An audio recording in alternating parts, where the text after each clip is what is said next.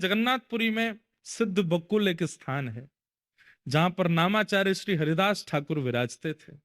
3 लाख नाम रोज करते थे और क्योंकि जन्म से यवन कुल में जन्मे थे, हिंदू नहीं थे वे, लेकिन भैया चैतन्य महाप्रभु ने उनका ऐसा यश करवाया। एक बार मैंने उनका चरित्र थोड़ा पढ़ा है तो मुझे थोड़ी थोड़ी स्मृति आ रही है कि श्री हरिदास ठाकुर किसी गांव में बंगाल में कहीं थे, तो वहां किन्हीं का ब्राह्मण भोज कराना था।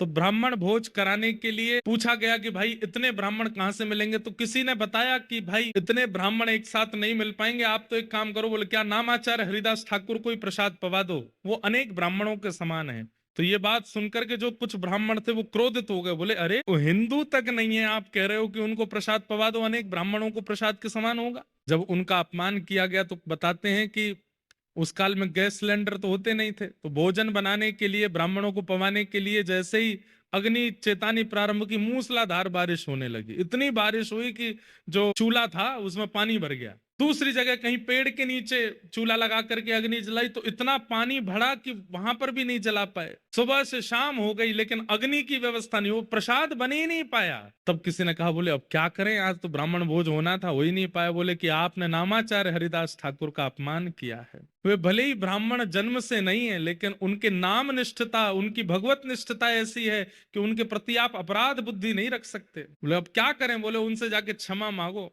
तो ही वर्षा रुकेगी। जाकर के देखा तुम्हारा चारों दिशाओं में बारिश हो रही थी और जहां बैठ करके हरिदास ठाकुर भजन कर रहे थे उनके ऊपर वर्षा नहीं हो रही थी। जाकर के जब क्षमा मांगी तो हरिदास ठाकुर बोले चारों तरफ वर्षा हो रही है, यहाँ वर्षा नहीं, यहीं पे अग्नि जलाओ। और जहां हरिदास ठाकुर बैठे वहीं पर अग्नि जला करके वहां प्रसाद सिद्ध हुआ। ऐसे हरिदास ठाकुर, तो वे यहाँ श्री जगन्नाथपुरी में सिद्ध बकुल स्थान पर निवास किए। वहां बकुल का एक पेड़ है, क्योंकि नामाचार्य श्री हरिदास ठाकुर मंदिर नहीं जाते थे, उन्हें रोक टोक नहीं थी, लेकिन वे मंदिर के नियमों के अनुरूप ही रहते थे।